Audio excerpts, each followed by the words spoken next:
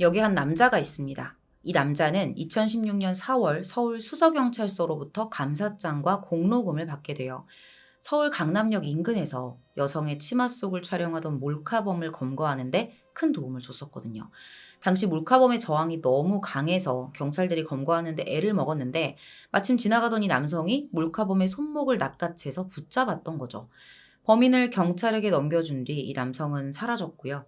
수서경찰서 측은 이 남성에게 감사장을 전달하기 위해서 계속 애타게 찾았다고 합니다. 그 후에 시민상을 받게 됩니다. 그러면서 이 남성의 신원이 밝혀졌고요. 그 모습이 한 방송사의 프로그램에 나오게 됐죠. 그는 범인을 잡게 된 경위와 당시의 상황을 쑥스러운 듯 덤덤하게 설명을 했어요. 곧 결혼을 앞두고 있었던 23세의 조모 씨였습니다. 방송에서는 그를 슈퍼히어로라고 불렀어요. 그런데 본인 스스로 오지랖이 넓은 성격이라서 불의를 보면 못 참는 것 같다고 말했던 그가 다음 해인 2017년에는 그동안 불려온 슈퍼히어로라는 별명과는 180도 다른 얼굴로 언론에 다시 등장합니다. 이번에는 악마의 얼굴이었어요. 어떤 일이 있었던 건지 오늘 준비한 사건 내용 지금부터 전해드리도록 하겠습니다. 2017년 11월 26일 오후 6시경이었어요. 서울시 강남구에 있던 한 빌라에서 외출을 하려고 집을 나서던 22세의 여성 김 씨가 이 빌라의 공동현관 출입문 앞을 나오던 중에 소스라치게 놀랍니다. 가장 마주하고 싶지 않았던 사람이 그 앞에 있었거든요. 바로 남편 조 씨였습니다. 결혼 생활이 순탄치 않았던 이 두 사람은 결국 지난 10월 31일 협의 이혼을 신청한 뒤에 당시에는 이혼 숙려 기간이었어요. 떨어져 살고 있었습니다. 그런데 이 김 씨를 바라보는 조 씨의 눈빛이 심상치가 않았어요. 그 눈빛을 김 씨도 느꼈죠. 김 씨가 도망치기 위해서 급히 몸을 돌렸는데요. 조 씨가 훨씬 빨랐습니다. 그는 김 씨의 입을 틀어막고 강제로 껴안은 채 골목 안으로 끌고 들어가려고 했어요. 그러다가 김 씨의 저항이 격렬해지면서 결국 끌고 가는 건 실패했고요. 빌라의 출입문 앞에 김 씨를 꿇어 앉힙니다. 이후에 했던 행동은 도저히 일반인들이 살아가는 현실 세계에서는 볼 수 없는 장면이었어요. 망설임 없이 준비해온 32cm가량의 칼을 꺼낸 거죠. 이후의 행동은 정말 너무나도 끔찍했습니다. 제일 먼저 김 씨의 옆구리를 공격해요. 무릎을 꿇려놓고. 이때 김 씨가 오른손으로 흉기를 잡고 놔주지를 않았는데 그걸 억지로 빼서 이번에는 목을 공격합니다. 수차례 공격했어요. 결국에 엄청난 양의 피를 뿜은 채 김 씨는 그 자리에서 정신을 잃고 쓰러지게 됩니다. 근데 이걸로 그치지 않아요. 조 씨는 쓰러진 김 씨의 복부를 수차례 공격합니다. 이게 등을 뚫고 나올 정도였다고 해요. 나중에는 이 칼이 뽑히지를 않아서 그대로 꽂아둬요. 그리고서는 어딘가에 전화를 걸기 시작합니다. 경찰서였어요. 직접 112에 전화를 해서 내가 아내를 찔렀다라고 고백을 한 거죠. 그리고 여기서 더욱 잔혹한 짓을 합니다. 휴대폰을 어깨에 끼운 상태에서 통화를 하던 조 씨가 김 씨의 복부에 박혀 있었던 흉기를 다시 빼서 2차례 더 깊숙이 찔러 넣은 거죠. 통화를 하면서. 이 장면이 여러분 상상이 가시나요? 이 확인 사살이었을까요? 사실 이미 살아있는 게 말도 안 되는 상황이었거든요. 경찰과 구급대가 도착했을 당시에 이미 김 씨는 사망한 상태였습니다. 현장 바닥에는 김 씨가 흘린 피가 흥건했고요. 당시에 조 씨가 김 씨가 사는 빌라에 찾아온 뒤에 살인까지 했던 이 모든 장면은 빌라 주변에 있던 CCTV 영상에 고스란히 다 찍혔어요. 더구나 이 사건이 벌어진 빌라 주변이 대로변과 되게 가까웠어요. 가게들도 되게 많았고요. 심지어 그 당시에 지나가는 사람도 많았습니다. 조 씨가 김 씨를 살해하는 그 잔인한 장면을 목격했던 사람도 있었죠. 그러니까 애초에 조 씨는 누군가에게 발각되는 그런 부분에 대해서는 전혀 걱정하지도 않았고 김 씨를 죽이기로 작정한 뒤부터는 거침없이 계획을 진행했던 거예요. 김 씨의 사망 원인은 다발성 자창이었어요. 몸 전체적으로 손상이 너무나도 심각했습니다. 그냥 무차별적 공격에 가까운 행위죠. 그 자리에서 붙잡힌 조 씨는 연행된 이후 경찰 조사에서 아내가 바람을 피워서 죽였다고 주장을 해요. 이전에도 아내는 통장을 상습적으로 훔쳐서 집을 나갔고 다른 남자들과 잦은 만남을 가졌다는 겁니다. 이게 사실일까요? 살인자 조 씨의 실체에 대한 이야기를 지금부터 해드릴게요.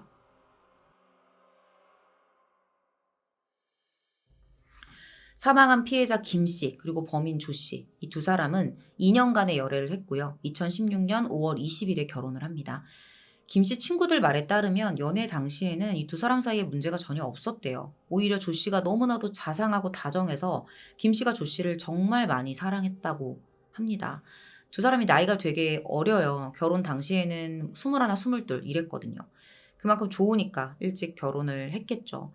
그런데 양가 가족들이 정말 많이 반대를 했습니다. 너무 어리다는 거죠, 결혼을 하기에는.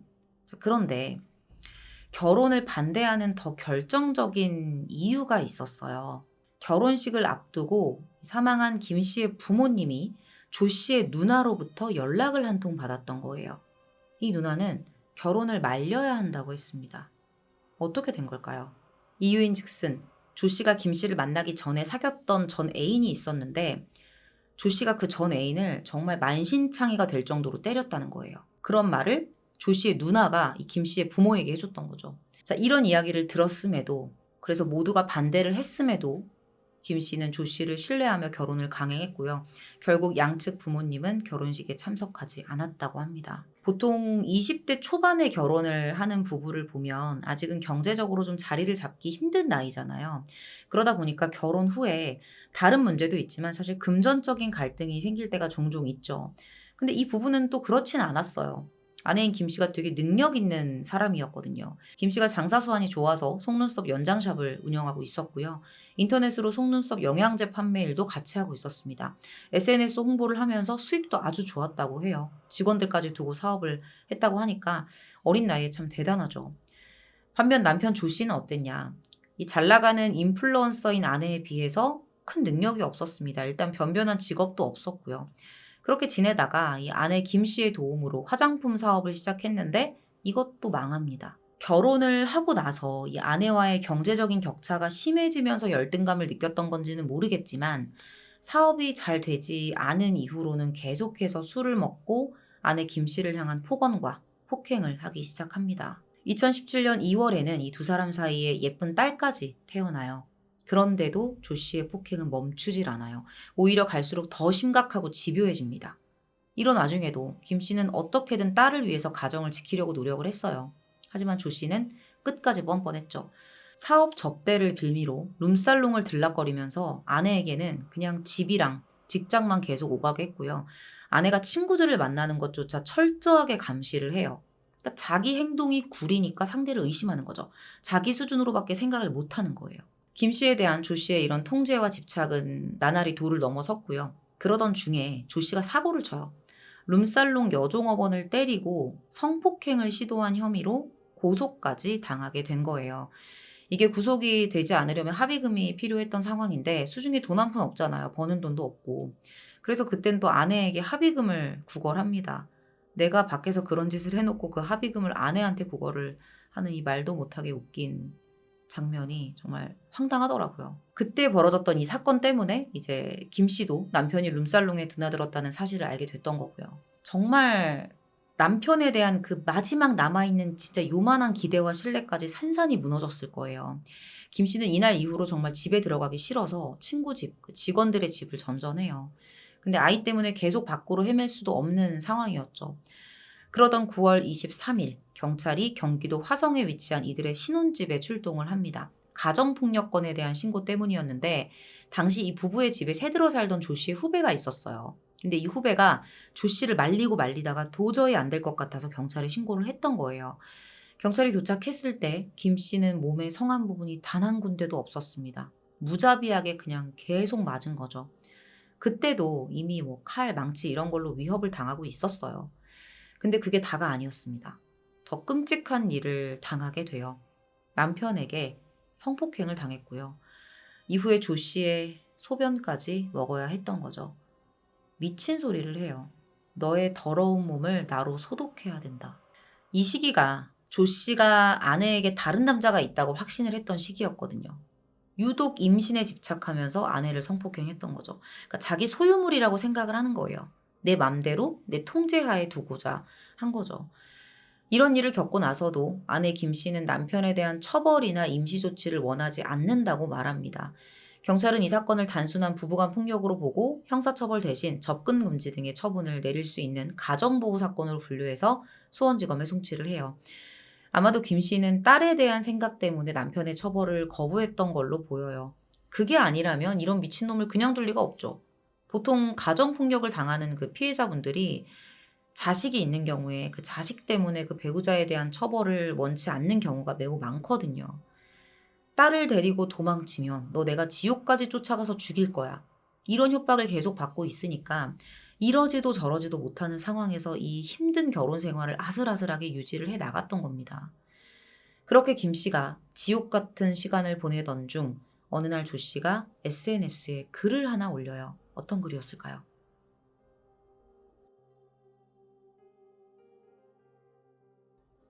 아내가 바람을 피우고 통장을 훔쳐서 집을 나갔다. 본인을 스스로 때리면서 자해를 하고 이혼을 해달라고 나에게 협박을 한다. 이럴 땐 내가 어떻게 해야 합니까? 이런 내용을 SNS에 지가 써서 올린 거예요. 모든 사람이 다 보는 곳에. 그런데 이거는 조 씨가 짜놓은 철저한 계획의 일부였습니다. 앞서서 김 씨를 폭행한 지 한 달도 지나지 않은 10월에 조 씨가 또다시 김 씨를 알몸으로 만든 채 집안 이곳저곳을 끌고 다니면서 때려요. 무려 6시간 동안 이 폭행이 이어져요. 심지어 그는 맞아서 얼굴이 퉁퉁 부은 아내에게 마스크를 끼고 나가서 일을 하라는 강요까지 합니다. 결국 김 씨가 이혼을 요구했는데요. 절대 그렇게 해줄 리가 없죠. 이런 인간들 특징이잖아요. 결국 10월 20일 김 씨는 휴대폰과 딸까지 집에 둔 채 탈출해서 친구의 집으로 갑니다. 조 씨는 이걸 어떻게 알고 친구에게 전화를 걸어요. 그러면서 한다는 말이 너 자꾸 이런 식으로 약 올리면은 이혼 소송해가지고 위자료 청구하고 네 딸도 뺏을 거야. 양육비 엄청 요구할 거고 네 인생 나라 끝까지 내가 떨어뜨릴 거야. 이런 협박. 그리고 SNS에 앞서 말씀드린 그런 글을 올려서 수치심을 느끼게 하고 집으로 돌아오게 하려는 계획을 세웠던 거예요. 그런데 이런 계획에도 김 씨가 집으로 돌아가질 않았어요. 결국 두 사람은 김 씨의 친구 집에서 만납니다. 그리고 협의 이혼을 하기로 동의해요. 단, 조 씨가 여기서 내건 조건이 있었어요. 이혼 숙려 기간이 있잖아요. 그동안 딸과 함께 셋이 같이 살아야 된다는 거예요. 마음 같아서는 딸만 데리고 나오고 싶었겠죠. 하지만 조 씨가 순순히 응해주지 않을 거고 계속 지금 딸을 빌미로 협박을 하는 상황이었기 때문에 어쩔 수 없이 이 조건을 받아들이게 됩니다. 하지만 신혼집으로 돌아간 뒤에 김 씨의 친정에서 그동안 딸이 사위에게 상습적인 폭행을 당했다는 사실을 알게 돼요. 결국 김 씨를 데리고 가요. 화를 엄청 내면서. 이 와중에 조 씨는 장인장모에게 김 씨의 잘못 때문이라고 변명만 했다고 합니다. 자, 결혼을 하면서 엄마 아빠하고 이렇게 반대를 했었잖아요. 엄마 아빠하고 연까지 끊고 살았는데 이런 모습을 보였을 때 김 씨의 심정이 어땠겠어요. 그래도 그때는 자기가 믿고 선택한 사람이었고 나를 사랑해준다는 확신을 했었을 테니까 그런 선택을 했을 거 아니에요. 김 씨는 친정집에서 이혼 절차를 알아봅니다. 그러는 동안 조 씨가 자신을 찾지 못하도록 강남의 한 빌라로 거처를 옮겨요. 떨어져 지내게 됐죠. 이때부터 조 씨는 더 미친 듯이 집착을 하기 시작해요. 수시로 전화를 걸어서 목숨을 끊겠다면서 협박을 했고요. 괴롭히기 시작합니다. 10월 24일 새벽에는 나 지금 당장 뛰어내려서 죽을 거야. 이렇게 난동을 부려요. 김 씨가 놀라서 경찰에 신고를 해서 경찰이 출동을 했는데 그냥 자고 있었대요. 누워서. 그러니까 뭘 얻으려고 이런 말도 안 되는 짓을 온 힘을 다해서 하냐는 거죠. 10월 31일 결국 두 사람은 함께 법원에 방문해서 이혼 서류를 제출했고요. 2018년 2월까지 이혼 숙려 기간이 부여됩니다. 그리고 이 기간 동안 결정적인 사건이 또 발생하게 됐죠. 조 씨는 이미 이혼을 할 마음이 없었어요. 앞에서는 하겠다고 했지만 마음속에 그런 생각은 전혀 없었을 겁니다. 그냥 그 숙려 기간 동안 어떻게든 김 씨를 구슬려서 이혼을 없던 일로 만들 계획이었겠죠. 사실 집안의 경제권이 다 아내에게 있었고 어쨌든 본인은 아내가 없으면 살 수가 없거든요. 돈이 없고 직업도 없으니까. 그냥 대충 비위를 맞춰주는 척 하면서 협의 이혼에 동의를 했던 걸로 보입니다. 자, 근데 여기까지 여러분들 들으면서 좀 궁금한 점 없으세요? 앞서 조 씨가 김 씨가 사는 그 강남의 빌라에 찾아와서 그녀를 살해했잖아요. 일부러 조 씨를 피해서 거처를 옮긴 건데 어떻게 조 씨가 주소를 알아냈던 걸까요? 이미 조 씨는 김 씨가 친정집에서 나와 따로 살고 있을 거라 예상을 했어요. 자기가 알고 있는 곳에 그대로 살 리가 절대로 없다는 생각을 했던 거죠. 그렇게 김 씨의 주소를 알아내기 위한 시도를 하는데 한 포털 사이트에 접속을 해서 김 씨의 아이디와 비밀번호로 로그인을 합니다. 그리고 최근에 김 씨가 택배를 주문했던 내역을 확인해서 주소지를 파악한 거죠. 그때부터 그는 김 씨가 사는 빌라에 수시로 찾아가서 화성의 신혼집으로 돌아오라고 요구해요.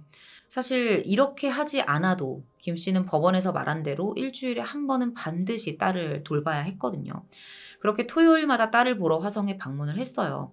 이때도 지인들 가족들이 걱정을 많이 했어요. 어쨌든 마주쳐야 하는 상황이 또 생기는 거기 때문에. 하지만 오히려 김 씨는 주변 사람들을 안심시킵니다. 설마 이혼 숙려 기간 동안 얘가 미친 짓을 할 거라는 생각까지는 이 피해자분이 하지 못했던 거죠. 그런데 결국 그날이 왔습니다. 11월 25일 토요일. 이날 김 씨가 딸을 보러 화성에 갔어요. 갔다가 26일로 넘어가는 새벽에 조 씨에게 또다시 엄청난 폭행과 성폭행을 당해요. 발단은 김 씨의 휴대폰이었습니다. 이거를 조 씨가 몰래 본 거예요, 또. 그러면서 왜 다른 남자랑 메시지를 주고받느냐. 이걸로 꼬투리를 잡고 또 바람을 피운다고 의심을 하면서 싸우기 시작을 한 거예요. 그날 조 씨는 김 씨에게 정말 인간이라는 단어가 어울리지 않을 정도의 잔인한 짓을 합니다. 시간이 조금 지나서 조 씨는 술에 취해서 잠이 들었고요. 김 씨는 그 틈을 타서 집에서 도망쳐 나와요. 그 길로 곧장 응급실로 향했죠. 경찰에 신고도 했고요. 이게 당시 김 씨가 경찰에 작성했던 진술서 내용입니다. 이걸 쓰면서 어떤 마음이었을까요? 정말 마음이 100번, 1000번 무너져 내렸을 것 같아요. 응급처치와 진료를 받고 경찰의 안내에 따라 경찰병원으로 옮겨져서 성폭행의 증거까지 채취한 김 씨는 다시 본인이 있었던 강남의 빌라로 돌아옵니다. 사건 내용을 다 듣고 나서 하는 의미 없어 보이는 말이지만 이때 김 씨가 집이 아닌 다른 곳에 갔다면 어땠을까? 되게 안타깝다라는 마음이 들더라고요. 그리고 사실 이 살인은 얼마든지 막을 수 있었어요. 그러니까 정확히 표현을 하면 이런 황당한 일만 발생하지 않았다면 김 씨가 그렇게 한순간에 끔찍한 결말을 맞지는 않았을 거라는 생각이 들어요. 무슨 일이 있었는지 말씀드릴게요. 오전 9시 30분이 됩니다. 전날 김 씨를 실컷 때리고 술을 먹고 잠들었다 깨어난 조 씨가 경찰로부터 연락을 한 통 받게 돼요. 아내에 대한 성폭행 사실 유무를 확인하는 전화예요. 당연히 조 씨는 김 씨가 자기를 그렇게 신고했다는 사실을 전혀 모르고 있는 상태였고요. 가해자에게 경찰이 이렇게 물어봐요. 당신 성폭행한 게 사실입니까? 이렇게 물어봐요. 그러면 어떤 바보가 예, 그게 바로 접니다. 이렇게 대답을 하지 않잖아요. 조 씨는 경찰에게 김 씨를 탓합니다. 김 씨가 몇 번이나 집을 나가려고 했고 바람까지 피웠으면서 자신에게 죄를 뒤집어 씌우려고 한다는 식이었죠. 근데 여기서 경찰이 한술 더 떠요. 말도 안 되는 소리를 해요. 그러니까 경찰이 진짜 누구 편일까요? 경찰 측이 조 씨에게 그렇게 억울하면 이런 식으로 행동을 해라. 이런 일종의 정보를 준 거예요. 이미 신고가 들어왔으니까 조사 들어가기 전까지 행동 조심하세요. 메시지 주고받을 때 강압적인 표현은 하지 마시고요. 이거는 진짜 정신을 안 붙들고 있는 거죠. 나간 거죠. 그렇게 경찰의 연락을 받고 분노를 주체할 수 없었던 조 씨는 급기야 김 씨를 죽이겠다는 극단적인 마음까지 품게 됩니다.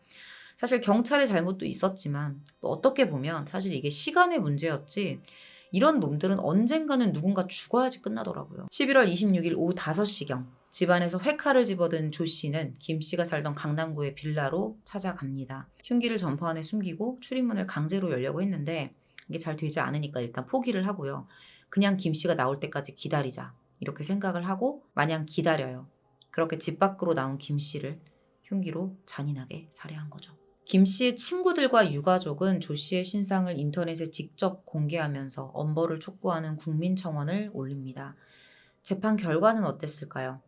특수폭행과 살인 혐의로 기소된 조 씨는 1심에서 징역 25년을 선고받아요. 그간 별다른 범행 전력이 없다는 점, 그리고 살인 후에 자수한 뒤 모든 범행 사실을 인정한 점, 현재 범행에 대해 반성하고 있다는 점, 이런 점들이 참작된 겁니다.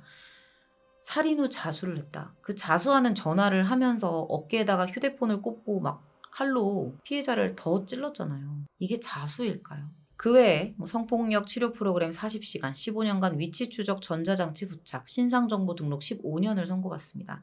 여기서 양측이 항소를 했는데요. 재판부가 항소를 모두 기각하면서 최종 25년으로 확정됩니다. 25년 있으면 와이프를 그렇게 죽인, 내 자식의 엄마를 그렇게 죽인 남자가 나오는 거예요. 피해자 김 씨가 가장 행복했던 순간은요, 이혼 숙려 기간 중 잠시나마 조 씨와 떨어져 있었던 순간뿐이었어요.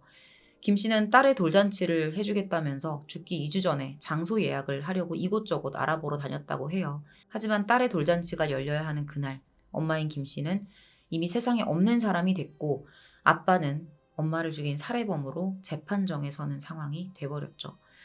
앞으로 성인이 될 딸이 이날의 비극을 알게 되는 날이 온다면 아이는 자신의 존재를 어떻게 여기게 될까요? 우리나라가 유독 이혼 숙려 기간 동안 벌어지는 범죄 비율이 높아요. 상습적인 가정폭력을 이유로 이혼을 원하는 사람을 사실상 법이 전혀 보호해주고 있지 못하는 거죠. 폭행이나 강간, 이런 강력범죄가 발생을 해도 그냥 가족 간의 일 정도로 가볍게 여긴다는 겁니다. 이거 되게 심각한 문제거든요. 범죄 피해를 당한 엄연한 피해자에게 단지 배우자라는 이유로 이혼 숙려 기간 동안 억지로 만나게 한다는 게 말이 되나요? 너무 비정상이거든요. 그냥 접근을 못하게 해야죠. 실제로 민법 제836조 2항에서는 폭력으로 인해 당사자에게 참을 수 없는 고통이 예상되는 등의 어떤 급박한 사정이 있을 때는 숙려 기간을 단축하거나 면제할 수 있다고 명시가 돼 있어요. 근데 이것에 대한 사유서를 반드시 제출을 해야 되고요. 사유서를 확인한 법원이 7일 이내로 확인 기일을 재지정한 뒤에 통보를 합니다. 만약에 사유서를 제출을 한다고 해도 법원에서 이걸 안 받아들이면 더 이상 이의 제기를 하는 것도 불가능해요.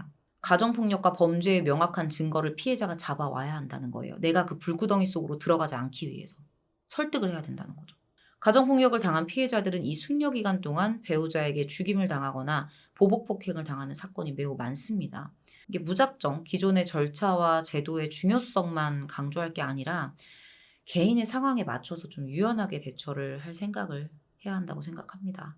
오늘 준비한 내용은 여기서 마무리하도록 하겠습니다. 2017년 서울시 강남구에서 발생한 사건이었습니다. 긴 시간 시청해 주셔서 감사합니다.